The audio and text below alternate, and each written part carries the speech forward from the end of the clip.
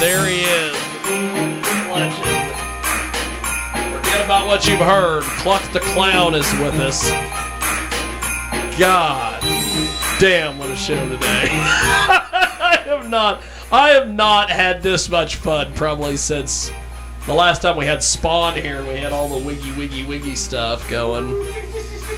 But Kluck the Clown is with us. He's also got Gary, which is I do love Gary. Gary's great. Softy. Gary is something else. I just don't even know. I just don't even know what to say at this stage of the game. It just is so strange. But we have quite the show today. Don Lemon is with us as well. He is putting up with all sorts of shenanigans today. I have a crazy circus going on in my head right now. It's midget hookers and it's a crazy circus. Clowns and there's bananas and. I'm wearing my banana socks.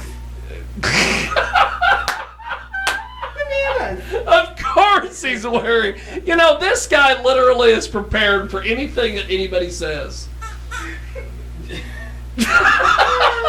It's literally prepared. So Dawn, I haven't talked to you in 20 years. It's been a while. This is amazing. It has been a long time. You were with True Illusion. Yep.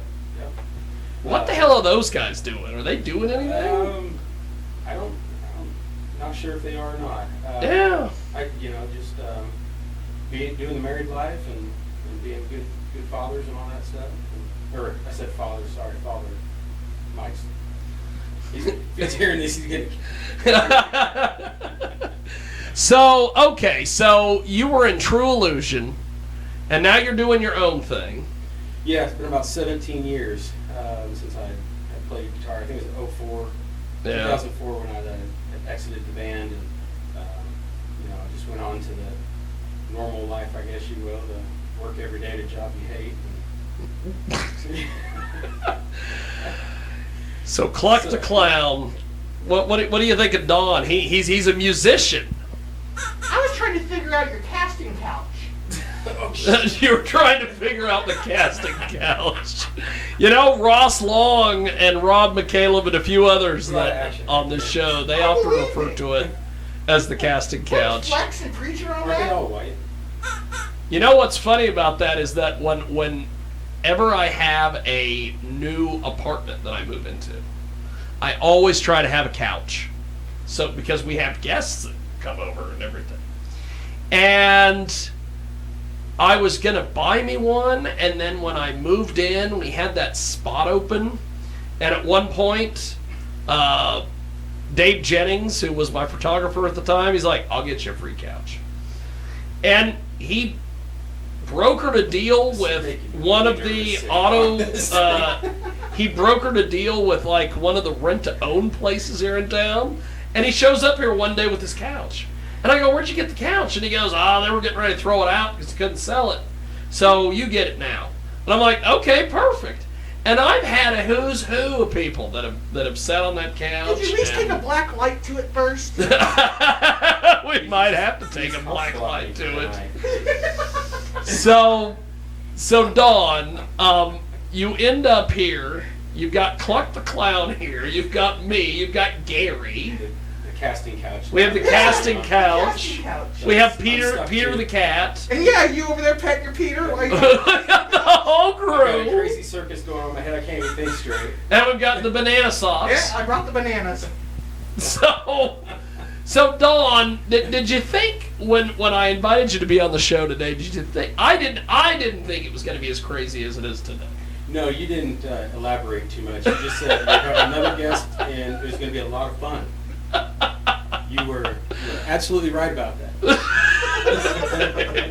You're not disappointed. I am not disappointed. So Kluck, what do you have for Dawn? He's a musician. You're just doing the father life now, huh? Not so much the father life. My daughter's 22. Holy cow, you're old. Yeah.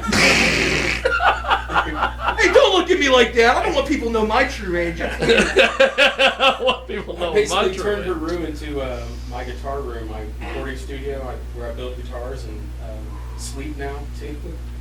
Wow. So you build guitars. Tell us about this. I think this is pretty badass. Well, it's just kind of stems from getting back into music. After my father passed, and dove into music theory, and just started, playing again after 17 years. I remember putting the guitar in my lap, and it just felt so foreign. Like, what the hell is this? And it's just been a compulsive thing, going every day, 20 hours a day, no lie. So I don't even want to go to sleep just because I want to keep fucking with guitars. So are you going to be putting I just keep wanting to fucking. Honestly, I don't know what the future holds. Of course, I'm not, but I just keeping everything open and seeing where it goes, and just writing as much as possible, like 3 songs every day is kind of, it's just coming in and just shooting them out. Yeah, I started. Holy smokes! Started recording 3 months ago on BandLab, 25th of September, and I got over 20 songs on there now. Hell yeah! And impressive. It's just kind of, when the 3 days when I don't have one come in, at that point you start to kind of freak out. Because you've been used to just cranking them out and stuff. But you don't really know what's going to happen. So I just keep going, keep building guitars, and see where it goes. Gary says if you ever need a drummer, he'll play drums for you. I do need a drummer. See? Yeah. Gary on drums. If Gary's playing drums, maybe, and I don't know, maybe Kluck is too young to get this reference, but would he be in like the Showbiz Band? Remember the Rockafire Explosion or whatever? I don't know about that. Showbiz. I know. I'm pretty mean on a cowbell. I'm just saying. That's old as shit. Pretty mean on it. Everyone needs more cowbell. 41. Everyone needs more cowbell. So we've got Don Lemon with us today. He joins us in studio. He has put together a pretty interesting collection of music. First of all, tell us about Time. We are going to try to play that here in a few moments. I'm going to play that off of BandLab. Time is, I think, it's my best mix that I've done. It's such a thick sound, and it's just 2 guitar tracks so far. And when you hear it, it's just like, that's just 2 guitars. Just 2 guitars. Just 2 guitars. One main track, and then I took another kind of, like a little solo riff. I looped it and split it in half, and then pan it off to 80% on each side, so you got 20 in the middle and 80 on both sides. And wow. Put it in the background, so it's just kind of layered.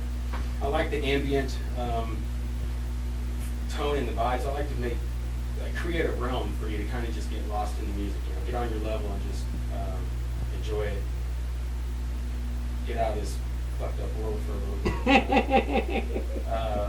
So yeah, I've got stuff. That's kind of what we're doing here today. Right on my alley. I've got stuff that your grandma would listen to, and I got stuff your mom would listen to, your crackhead son would listen to, and the black sheep or whatever. There's stuff all. The crackhead son would listen to I don't it. know where this stuff comes from. That's awesome. I've never played anything like the stuff that's happening now. So when it comes out, I just roll with it. So now I was going to have you play Starlight today, but now I don't know. I think Mothership's going to be more fitting. Well, I've got to play this Time song, and when we come back, we will have more here with Kluck the Clown and Don Lemon and Gary and Peter the Cat, the whole 9 yards, here on our big program.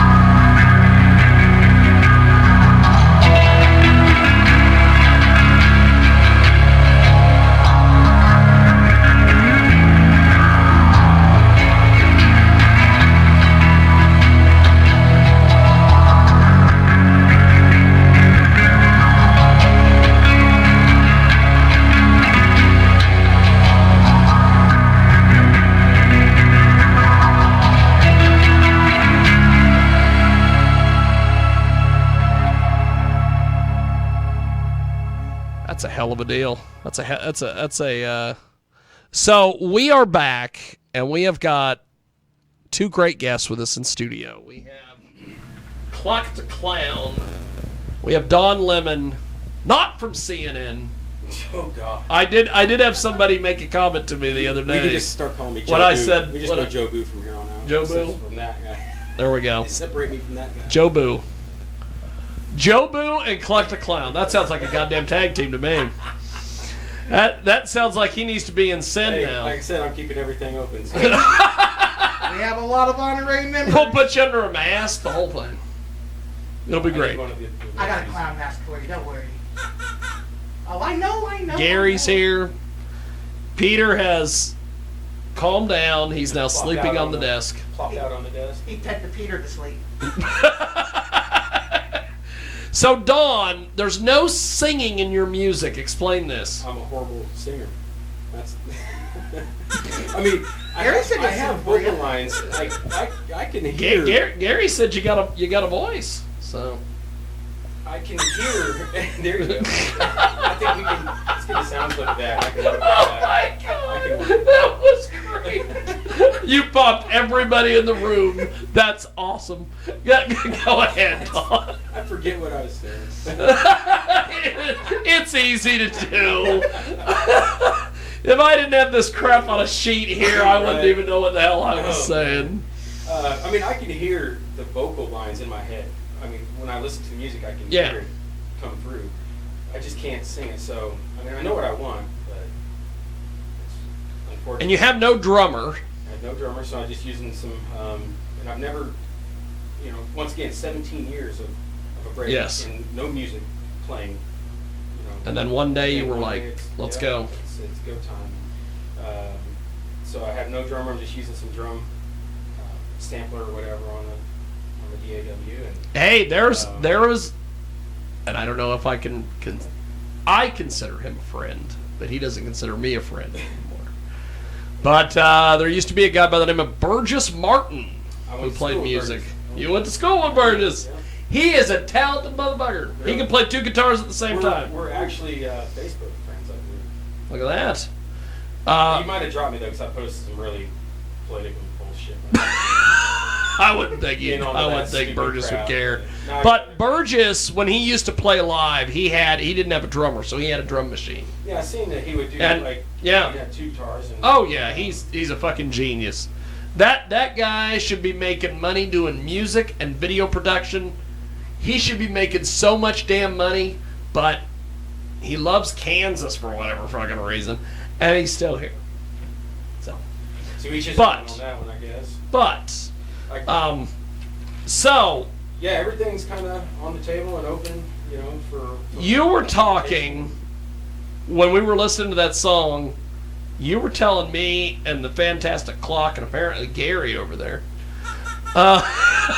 about you listen to some of these people on BandLab and you just don't explain all this to us, because you were going on a really good tangent there, and then at one point Gary, I don't know, won some money on the Cubbies or something, and it was just over. A conspiracy theory I have, of giving up your rights for music and getting to be trending and that kind of crap, pay to play type stuff. I interviewed a guy by the name of Trill. He was a rapper out of Salina, Kansas. He's got the gold teethers, the whole thing. Oh yeah. And you cannot have a grill. And so you get like a beat cover. He had to get him a beat cover. That's right. You need a puzzle. Trill was on the radio show one day. This was when we were doing, if you can believe this radio show we're doing right now from the public library here in Hutch. We were doing it in a conference room at the public library. And I had two rapper friends of mine from here in town, and then we had Trill on from Salina. And Trill was telling us about how he had just been signed. Oh my God, he'd been signed.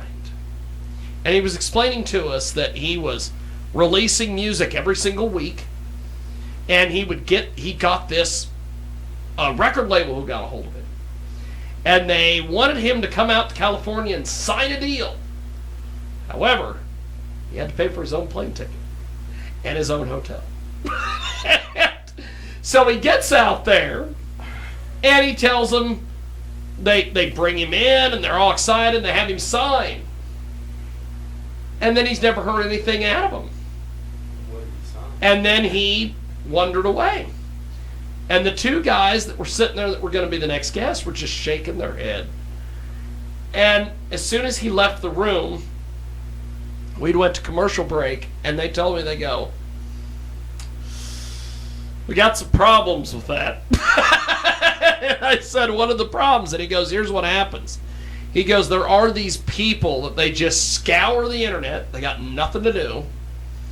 And they will go see how much activity that you've done." And like with him, he's putting music out every single week. He's Facebooking and Twittering and TikToking and doing all the stuff. So they think at some point, someone's going to sign him. So what they do is they have him come out to wherever they are. He pays for his own plane ticket, his own hotel. He gets out there, he signs, and then they vanish. Okay, let's say 10 years from now, he ends up on American Idol and wins the whole thing. And then they can come out and say, "Oh, hey, remember that thing you signed?" And then they can take half of his fucking shit. I'll believe it. And they said these people are all over the place. So every once in a while, I'll run into a local artist somewhere here in Kansas, and they'll tell me, "Oh, I just signed a deal." And then they'll tell me, "Well, I had to pay for my own hotel, and I had to pay for my own deal." And I'm like, right, "Guys, you didn't sign a deal." You got FDNA. That's right. Yeah, no, like to be on Spotify, you got to get a distribution company, and then you pay them to upload your songs, and then they turn around and get it distributed out to the labels. The only deal that I've ever run into, which is, and I don't know how these people exist, but apparently they do.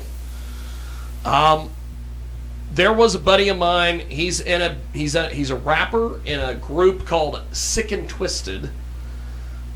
There are 3 Mexican rappers. My favorite moment is when Johnny Kim, who's an Asian guy who runs the Muse Ballroom in Salina, Kansas, came up to me one day and he goes, he always called me Ziggy because he couldn't pronounce his J's. So he was always, "Oh, Ziggy." And he was always like, "Oh, Ziggy, have you ever heard of this band?" And I'm like, "Who?" And he goes, "The Sick and the Twisted." And he goes, "Who names that band The Sick and the Twisted?" And everything. Well, they got on this service, and I'll have to get a hold of Alejandro and have him send me the deal. You don't pay them anything. All you do is you upload your stuff, and then you connect all your, Instagram, Facebook, all this stuff to it. And then at some point when you release, you can just upload to one spot and they'll send it to all of them. And it basically, they help you get monetization and all these various things. It is amazing that they do so much, and they're not a screw job company. I don't know how the hell they do it, but sounds cool. They do it. So I'll get a hold of Alejandro. And of course, Peter is now on the move. Peter. He is now on the move in studio, looking to see what Kluck the Clown is doing. Stuffing things. So Don, this next track we're going to hear from you, what do we have here? Because you said you were going to change it up after you met Kluck the Clown. Yeah. You decided you had to change this next track up. I don't think Starlight, it's a good track, but I think for where we're at right now. Okay. I think a 7-minute headbanger's pretty good. Let's go to Starlight. No, this ain't. No, this is okay. No, and when we come back, banging on this one. We will have more with Kluck the Clown, Gary, and Hell yeah. look out more coming up. Jiggy, jiggy, jiggy, jiggy.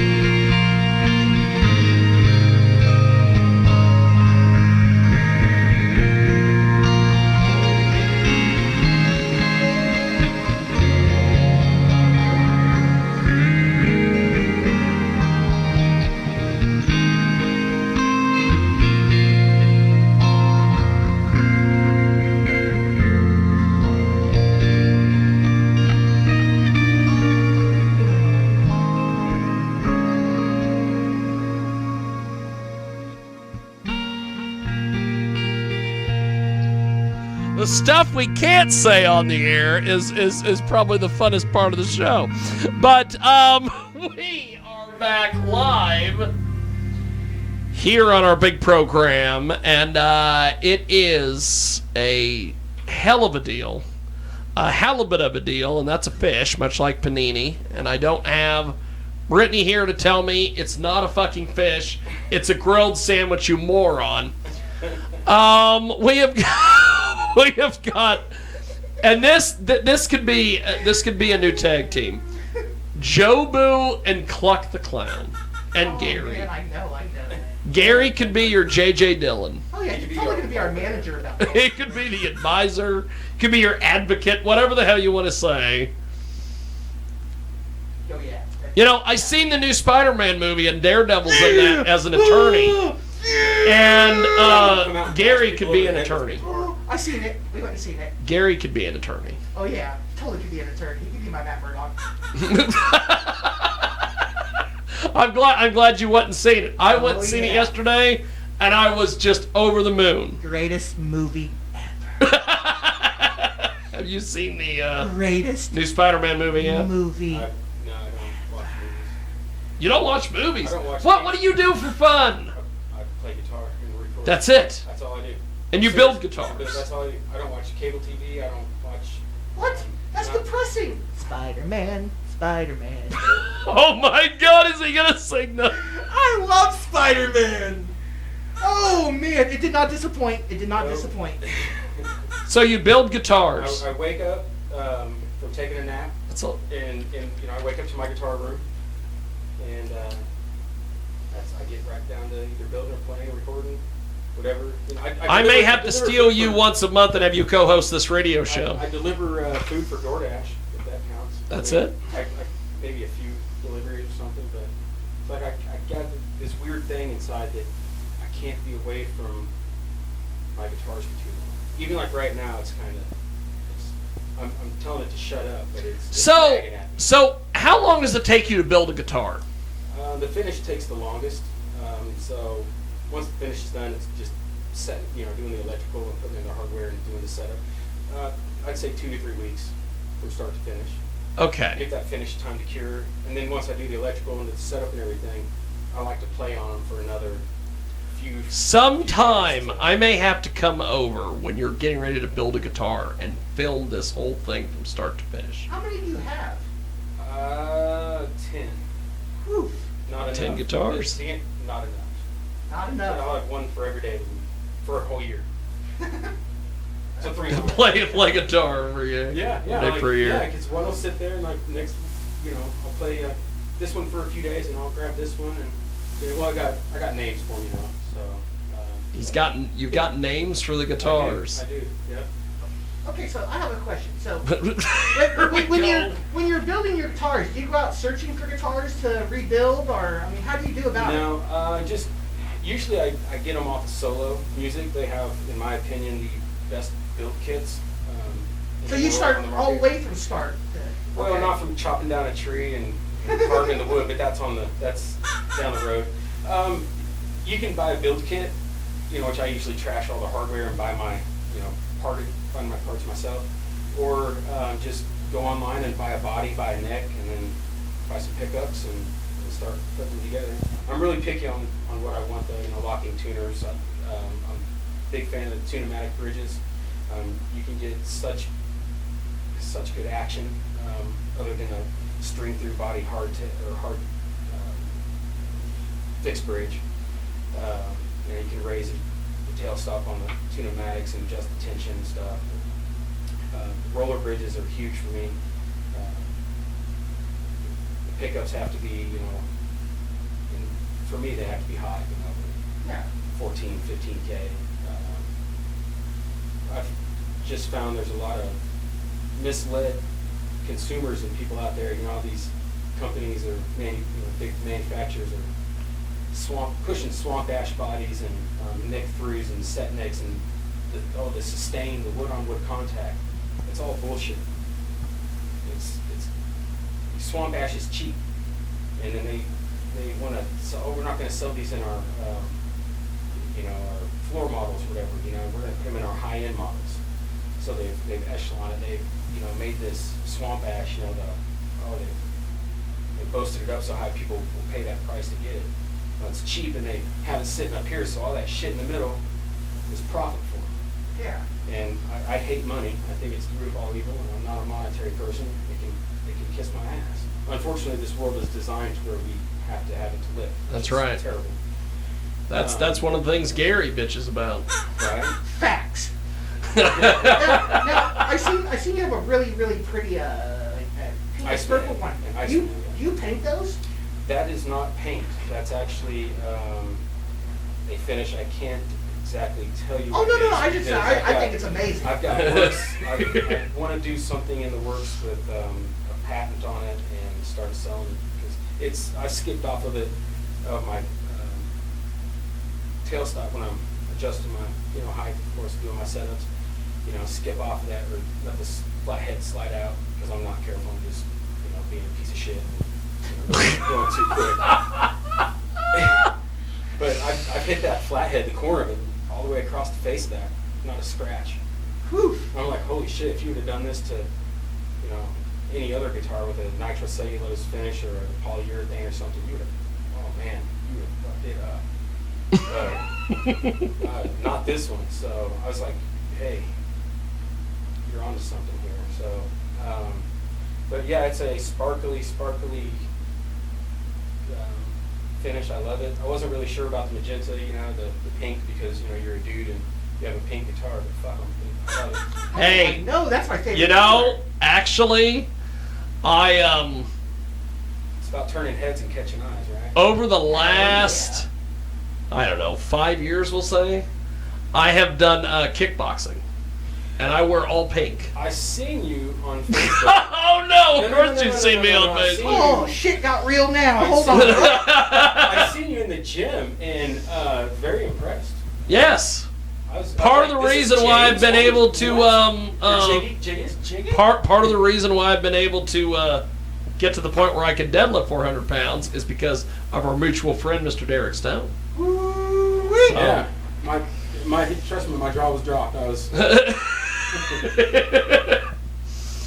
But I've kickboxed in pink. That's my entire outfit is pink. Because it's always a thing of, what if you get your ass kicked by a guy wearing pink? And what's funny is I did a smoker fight in Lawrence, and the coach across the way was like, you gotta go kick his fucking ass. Look at him, he's wearing pink. So I'm like, well, that worked. Hey man, keep it up. Jiggy's a fighter. Jiggy, you got a little fire in you. I got a little fire in me. All my entrances, it's just Jiggy, the weigh-ins. I want to come walk you out, Jiggy. I want to come walk you we out. have to have Kluck the Clown walk me Oh, out. I will totally come walk you The out. weigh-ins is where I get people because, let's see, the very first show that we did. You always see, my goal with the kickboxing and all this crap is to basically make fun of these people because they take it so seriously. Because realistically, they're all cosplaying the people they see on TV. Conor McGregor, Mike Tyson, all this stuff. They all want to be these people. In a roundabout way, Kluck, it's kind of like some of the people that we know in the professional wrestling business. Yes. They're cosplaying some people they see on TV. Cosplay to the extreme. And what's funny is that Gary can name names and none of us know. He could just sit there and be like, yeah, like, blah, blah, blah, blah, blah, blah, blah, and we ain't got a clue. Yep. It makes it easy that way so we can censor out all the names. You'll be hearing that clucking in my head all night. I have to drink it out. So what I do is I go to the weigh-ins, and they're always so hilarious. The very first show, let's see if I can find this. I don't know if there's no, I know there's photos because I had a photographer there for it. The very first smoker fight that we did here in Hutch, proudly where we drew 1,000 people, I weighed in bunny ears and a mankini. Oh my God. That is fabulous. That is fabulous. And when they did the weigh-in photos, you know how all these guys always have their fists up? I basically turned my back, stuck my ass out, and went like that. That's pretty good. I wanted to do the gayest weigh-in you'd ever seen. So then one of the and I was told by several people I was not allowed to wear the mankini ever again, but I had bunny ears, a tail. So the bunny ears were cool then? Oh, that's great. I had bunny ears, a tail. I had the mankini was a little strange, so just so nothing would fall out, I wore a pair of Britney's panties. So you could never unhear that. That is on here, right? We have that. We are on Facebook Live. Yeah. He wears panties. So we did that at one of the So many weigh-ins. questions. So many questions. How often do you wear panties? And another one of the weigh-ins, I wore my eagle onesie. I weighed in as an eagle. And then, and I know I've got this because this is quite the photo. Let me see if I can find this photo because this is quite the photo. Today's laughing off. We did a show here in Hutch called Oktoberfest, as it was done in October. It was a play on the whole Oktoberfest thing. And for whatever reason, Brittany has always wanted to dress me up like a woman. Oh, She's always wanted to paint my face. so many more questions. So many all more these things. Shave your eyebrows. I was told yesterday by her daughter that if I ever shaved my eyebrows, I'd look like an egg. Oh man. Which I'll tell you, after looking at myself here on camera, I'm not going to dispute that claim. Please don't ever do that. So I decided I was facing off with a guy by the name of the Werewolf. What the? He came to the ring in a black cape and a werewolf hood. The guy's like 6'8" or whatever. And one of the goals that I had was I wanted to be able to, I thought the marketing would be fantastic. Why couldn't I beat Werewolf? And then we'll do a rematch the night of a full moon. It's perfect. I would have done the job. I wouldn't have cared. But Bikini bunny. there's so many questions with the werewolf. God, there's so many questions. there's so many questions with me. There's I'm wearing panties now. All these things. What happened? Tell us what happened in the fight. Tell me what Let's happened. interview I you. ended up getting a concussion What?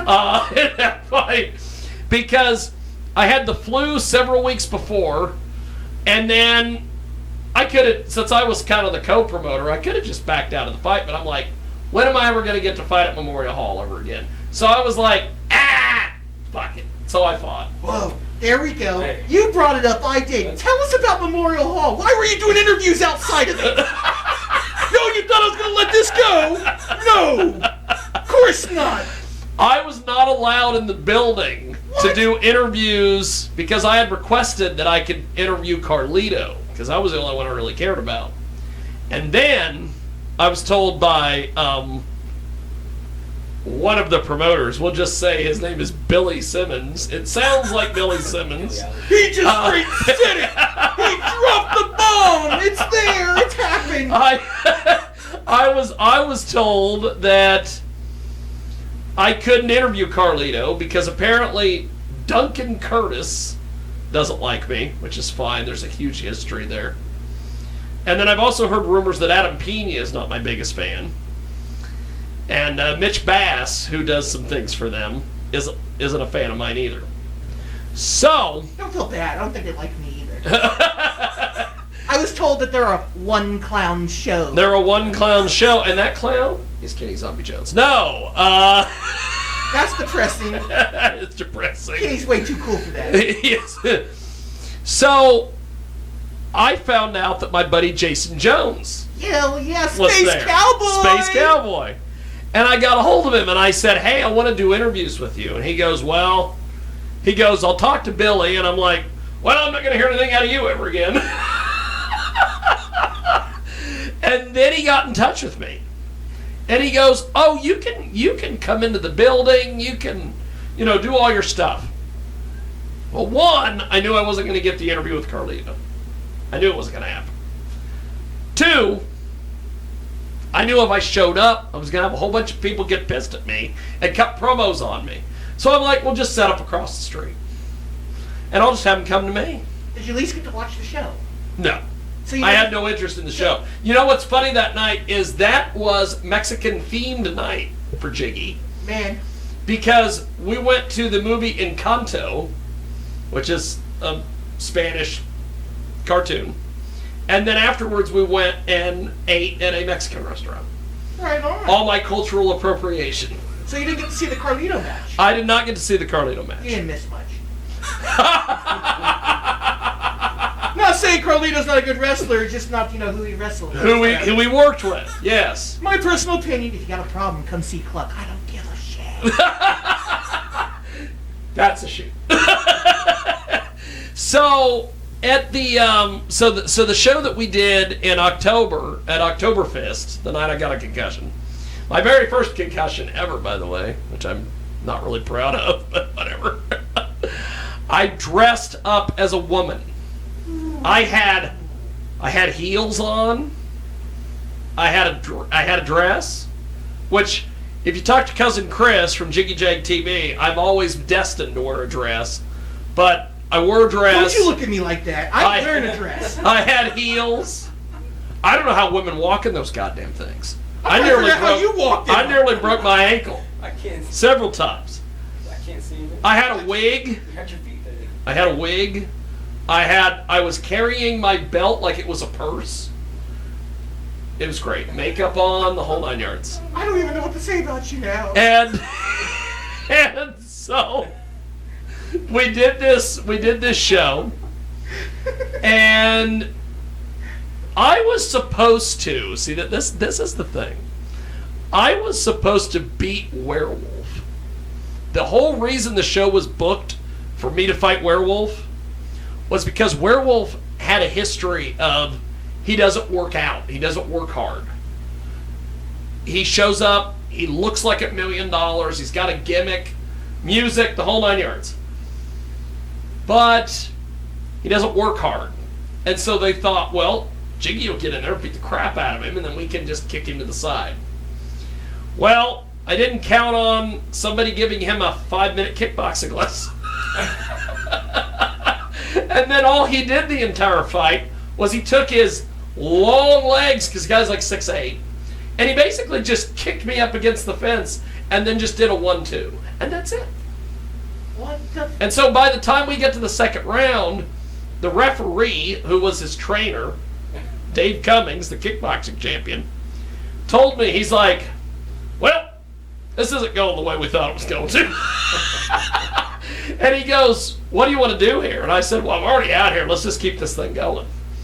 So we do another round. And at the end of the round, he's like, dude, we've proven our point. Somebody showed him how to fight.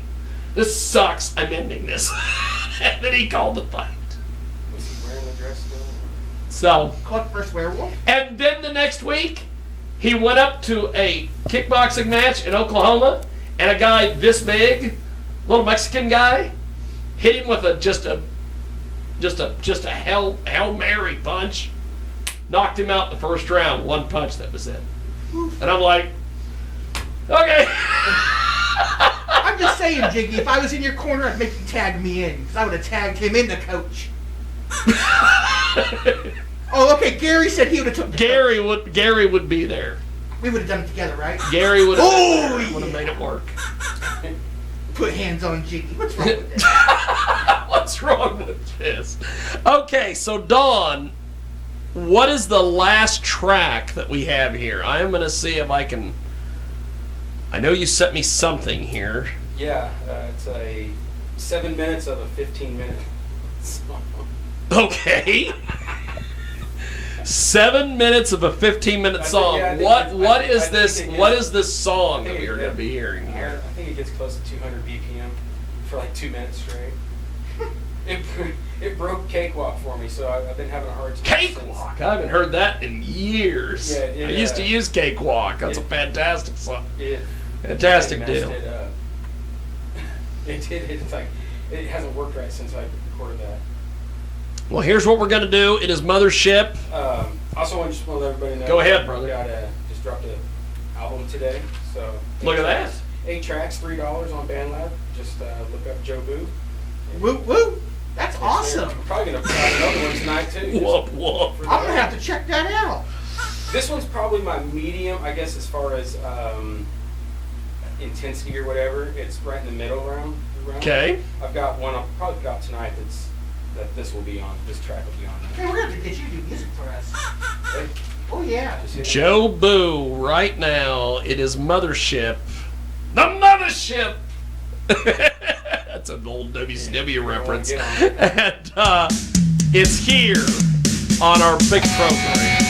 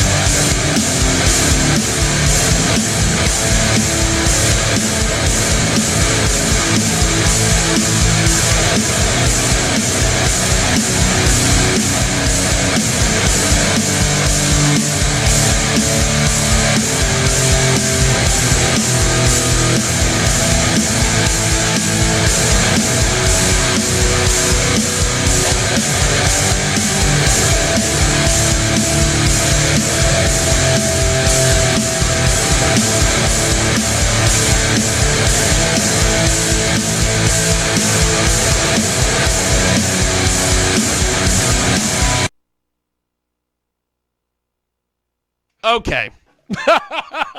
We got talking about stuff we can't talk about on the air. But that was Mothership, or as they say, the Mothership.